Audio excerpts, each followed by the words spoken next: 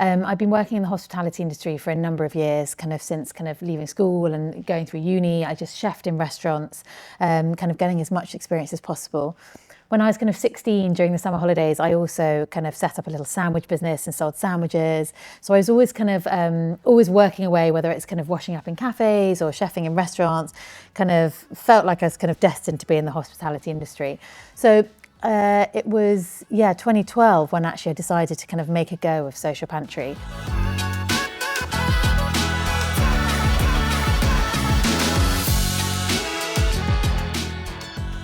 Alex, thank you for joining me on this episode of Serve with Purpose. You are founder of Social Pantry and really one of the most important purpose-driven businesses of our time. Could you share with us a little bit of the history of how Social Pantry came into being and why you chose to pursue this kind of purpose-driven business route? Yeah, of course. Thank you so much for having me, firstly. I really appreciate it. I'm excited to kind of chat. Yeah, so Social Pantry started 15 years ago and it just started so organically. I've been working in the hospitality industry for a number of years, kind of since kind of leaving school and going through uni. I just chefed in restaurants, kind of getting as much experience as possible. When I was kind of 16 during the summer holidays, I also kind of set up a little sandwich business and sold sandwiches. So I was always kind of always working away, whether it's kind of washing up in cafes or chefing in restaurants, kind of felt like I was kind of destined to be in the hospitality industry. So it was, 2012 when actually I decided to kind of make a go of Social Pantry. I'd previously had this little business on the side, which had the terrible name. I'd named it Heads and Quails, which is just so bad. Oh no, I love that. No, it was so, and I think I did like my first flyer on clip art, which, some of my team can't believe I started a business before Instagram. So back in the day where like clip art and flyers were all you had to market yourself. That's amazing. This maroon coloured and kind of a quail egg as a logo. So we've come a long way, which is exciting. Social Pantry, I suppose, just, I suppose it kind of came quite naturally. I think we were kind of brainstorming and it just felt really right. I started just cooking from my kitchen and just said yes to every single event and every sandwich drop and every cake delivery that I kind of could. I just needed to kind of cover my rent. I would borrow space in the local pub fridge when I kind of needed to store kind of big salmons or legs of lamb. And I just kind of muddled my way through the first few years. I was lucky enough, though, to land a contract within the first year with Brentford Football Club. Oh, wow. And that kind of that was when I was able to rent some kitchen space. So they asked me to cater for the football club for kind of a week or two. And then they said, would you do the whole season? And I asked, how long's the season? And luckily, they're really long. So I was like, yes, I'd love to kind of, be your kind of cook and cater for that. So I suppose once I was kind of, steady enough, I was in my own kitchen, renting a bit of space. And that's when it kind of properly started to take off, but very humble beginnings. That's amazing. I love the old branding. Yeah. We need to bring that back for a revisit, I think. Yeah. Special pop-up, perhaps. Yeah. So, hospitality, and through many of our guests, we've seen the way in which it can help, change our lives and the direction of our lives. But is there a particular time for you where you saw the power that hospitality had to change other people's lives, not just your own? Yeah, definitely. And I think that's what's so beautiful about our industry. It's diverse, it's dynamic, and there's low barriers to entry. I started a business knowing absolutely nothing. I could kind of cook, but I could definitely work hard. And I think the kind of work ethic has carried me through. And I really believe that that's kind of, led me to, continue this success. So I definitely offer opportunity to other people. So for me, all they need to kind of do is turn up and with an attitude of working hard, and we'll kind of upskill them and train the rest. So I was mentoring a gentleman through a charity called Key for Life. So he was called Ruben, and I was mentoring him, and it was wonderful. Ruben was great. I went to visit him first in ISIS prison with Key for Life as a mentor. And was so nervous going into prison. I kind of thought, what am I going to chat to him about? And actually, when we got in there, we chatted about giving up smoking. So that was what we kind of chatted about, what we bonded about. And when he came out, we would just go for coffee, and I was just there as a bit of a support. In the meantime, the charity actually said to me, would you employ one of the other guys coming out of prison? So I had a team of 7 people, and I just got them in a room, and I said, guys, are you all happy to work with the prison leaver? And to which they all said, yeah, sure. And that's when we took on Suhail, who was my first ever prison leaver. And he started at Social Pantry. He was, 1/8 of the team, and he started as a kitchen porter, and off we went from there. Gosh, that's incredible. And as you were building those relationships and connections, can you share a little bit about, how you, because you're building trust in each other, aren't you? Yeah. You are building a career and helping someone train and have an opportunity. And likewise, you're putting your trust in them to deliver for you and be a part of that team proactively. Yeah, and that's what the challenge was. And I think I learnt pretty quickly the challenges around kind of, I suppose, offering opportunity. Now we're in a very fortunate position where Social Pantry can afford, we actually offer kind of 3 charity spaces at Social Pantry. So every year we allocate 3 salaries, which are kind of gifted as such. So if you and I were working in the kitchen team and a prison leaver started, they would be an additional person on the rota. Okay. So that actually if they didn't show up or if they had some issues and couldn't come in, our day wasn't longer. We weren't spending ages prepping because actually they weren't there. Okay. So in terms of now we've kind of got budget to cover it. But at the beginning it was a bit of a challenge because Suhail's a good example. He was doing 3 days a week, and when he was kitchen portering, and when he didn't show up for a couple of days, I would then kitchen porter. So it affected my workload, it affected a couple of the teams. And I actually had to say to him, kind of, we were probably 3 weeks in, and I had to kind of sit down and say, look, this isn't going to work unless you really commit. Like, I'm really, for me, the payroll, we're working really hard to cover the payroll. It's so hand to mouth for a business in that industry at that stage. And actually him not showing up was really affecting us. So I kind of had to say, you come and do 5 days a week or don't bother. Yeah. And that really firm chat, actually kind of made him come in, and he did 5 days a week, and he was then brilliant and did, 3 years with us, which was great. But that slight unreliability at the beginning kind of just, I suppose, made it more challenging for us. I mean, that's incredible also that the response is the structure, the discipline, the being part of a team is the opportunity. So that's what you're playing for, isn't it? In the hospitality spaces. Can you share with me 2 experiences that really helped shape your belief in second chances? Obviously, you're explaining that conversation you had with Suhail. Yeah, exactly. And I think thinking back to Suhail and how that worked, I remember teachers at school, I was definitely better behaved with like a really strict teacher than I was with a really relaxed teacher. So I realised quite quickly with prison leavers or with anybody really, you've just got to set the parameters and the expectations and kind of say, look, this opportunity is here. If you work hard enough, you absolutely can grow within Social Pantry. It's there for the taking. And there's enough, prison leaver success stories that show that they're definitely worth giving. But if I was to think of kind of 2 brilliant examples, I've got a lovely guy that works with me at the moment, Robin, who's absolutely great. And he came through Rottle. And Rottle is released on temporary licence. So he's come from Stamford Hill prison. And Rottle is when they're at the end of a slightly longer sentence and they come out every day from prison and go back to prison. So it's a way of them kind of immersing themselves back into normal life through a job. Actually, I met somebody the other day that has, he runs a logistics business and he has 200 guys on Rottle who do all of his kind of loading and driving. And how brilliant. So, they had a bit of a skills gap up post-COVID, and they've connected in with the prisons, and they've got 200 guys on Rottle, which I just thought was such a great story, such a great success story. So Robin, he came from Rottle. He's great. He lives locally, got a really young family, and he's just been brilliant. And I suppose it's just real proof that actually, we have genuinely, that opportunity has genuinely changed his life. He's kind of, he's working hard, he's learning, he's talented, he's a great asset to Social Pantry, he's brilliant within the team, and he's becoming a great role model to his kids. He's got, 3 young boys, and actually, they're kind of looking up to him now. So he's becoming quite proud of, of holding down the job.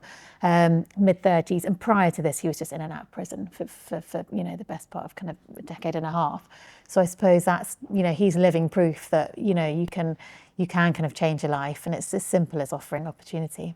And as the business has grown, you obviously expanded your team with kind of people who had prison leavers. Were there any kind of barriers or lack of understanding from people that were really, in terms of the way you are growing your business and how important this mission is to you in rehabilitating them into work and making them a part of the team? Or do the businesses that you work with broadly, is that a real draw for them because you are a change maker and you are doing something hugely important? Yes. So I think on one side, in terms of our team and employment, I can't remember an interview where someone hasn't cited that the prison leaver is what kind of drew them to apply for a job, or kind of what they like about the company. And actually we're very good about kind of getting our team into prison, although which sounds quite ironic, the fact that we help people when they're coming out of prison. But yeah, so Social Pantry teams, that, you know, there was a team yesterday who did a kind of CV writing session in one of the prisons. So within your first year at Social Pantry, we kind of take you in to see the prisons, to meet the guys behind bars, because then they've got a bit more empathy and understanding working alongside them. I think it's really important that you know, people kind of can see the route that they've come and the journey that they've come along. But yes, I was trying to remember the first bit of the question. I just, when you're as you mentioned, when you're connecting with clients and other businesses, it's obviously a huge draw, and obviously purpose-driven attracts purpose-driven, because you're looking out for like-minded.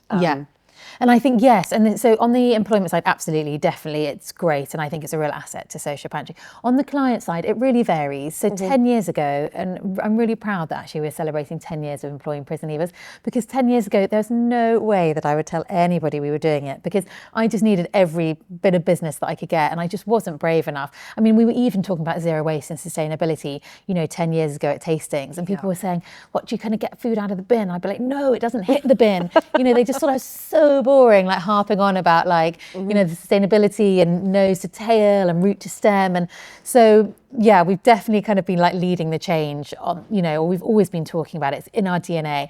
So with some clients, it's really important to them, with our corporate clients and our corporate contracts. So when we're tendering, we'll put it front and center that 10% or around that percentage, we try and keep around 10% of our team of prison leavers. Absolutely, like it's a USP, it makes us different, it's something we're really proud of.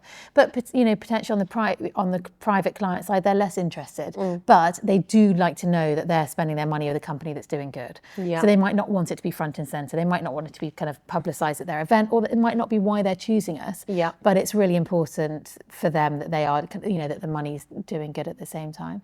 But I think ultimately, it's a really competitive industry. We're just, you know, we're having to make sure that our product is absolutely brilliant at every single stage. So at no point can a prison leaver journey kind of disrupt that. And going back to your previous question of, you know, there's, you know, we just need to make sure that, you know, the product is always fantastic. So that is, you know, that's what wins us business. That's what we're known for. That's why we're kind of continuing to grow. And that's what we're very good at, is delivering, you know, brilliant plates of food, brilliant events. So the prison leaver, it is a subsector to Social Pantry, but one that, you know, we're really proud of, but nothing can kind of deter from that product. So I think they definitely come to us for the product and the brilliant events, but it's a nice piece of the story, of course, of which sometimes they want to kind of tell as well. So, I mean, from many of our guests, we've seen that hospitality, the current kind of landscape and climate at the moment is a little bit difficult. So can you share a few of the challenges that you faced as a brilliant food business, trying to do great things and do good, but it's a difficult time, isn't it? Yeah, it's really challenging. I think ultimately the cost of employing people has increased, which is really difficult. And as an SME, like you know, you want to be encouraged to employ people, and actually making it more expensive for businesses to employ people is, for me, kind of, you know, I can't quite get my head around that. That's definitely, there's definitely a few headwinds that these businesses are facing, and it's incredibly challenging. And as a result, for us, you know, we do have to kind of react to that, and that does mean that we offer less opportunity. We can't kind of invest in more charity places.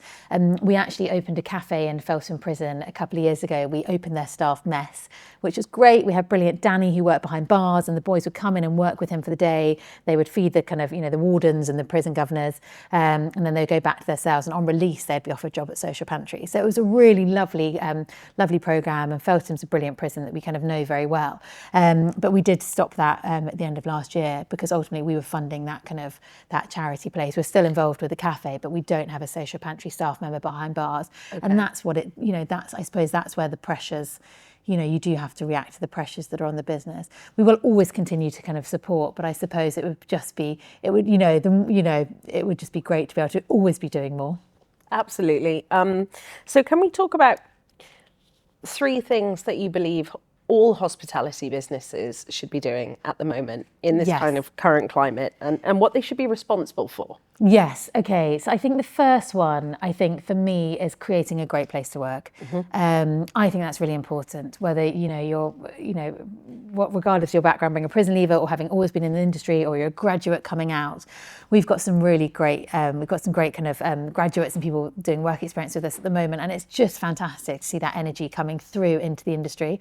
I personally love the industry. It's full of such talented people. They're so ambitious. They're clever. They're driven. They are so skilled. If I look at my kind of, I think I employ just over 90 full-time staff, and the skills within that, and the people are just, it's just incredible. So I think kind of celebrating them, but making it as easy as, I suppose making a business enjoyable to work in is really important, because it's hard work. You're often working when people are partying. In the summer the kitchens are hot, in the winter the kitchens are cold.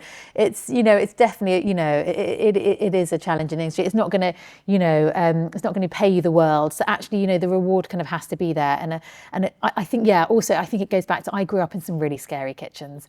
Back in the day, God, they were terrifying. Really shouty, really horrible, total anxiety going into work. And actually, I remember thinking back then, I will never have kitchens like that.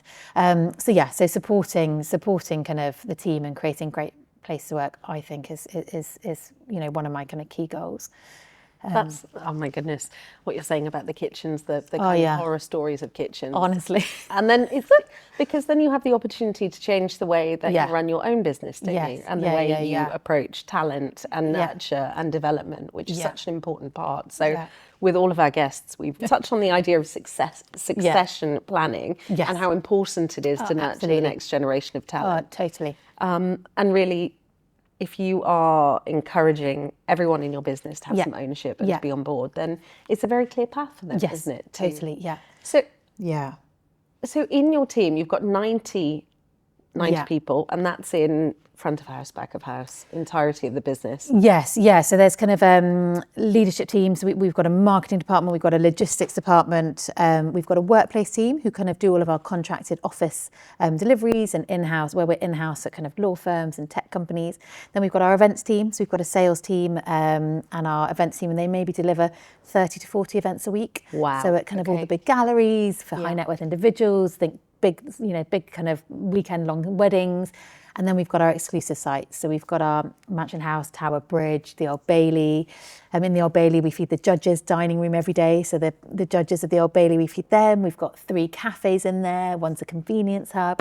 We're obviously in-house at Mansion House, which is where we are now. We feed the Lady Mayor. We do her dining room. We do all the big, 300-400 seated banquets every night.